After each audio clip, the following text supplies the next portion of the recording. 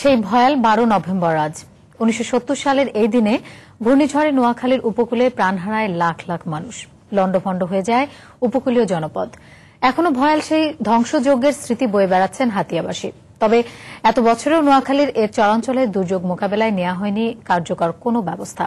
নোয়াখালী প্রতিনিধি সাইফুল্লাহ কামরুলের পাঠানো তথ্য ও ছবি নিয়ে রিপোর্ট।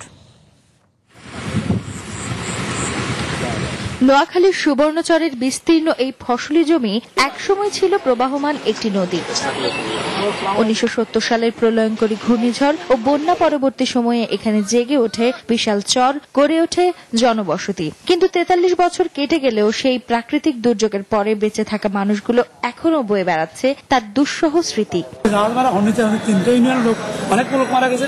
সাহেবের চর ছিল আমাদের সাহেবের চরে ধানের ফসল ছিল, সব ভাড়ে নিয়ে গেল, মানুষজন ভাসে গেল।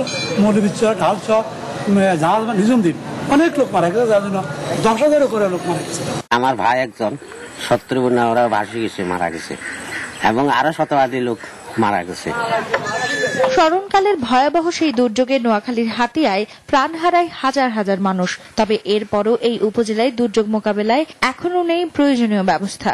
এখনো যদি হাতিয়ায় রক্ষা করতে হয় তাহলে হাতিয়াতে বেড়িবাঁধকে আমরা সাইফের উচ্চতা বাড়াইতে হবে। বেড়িবাঁধ 400 মাইল বেড়িবাঁধ মেরামত করতে হবে, প্রচুর সাইক্লোসোলার করতে হবে।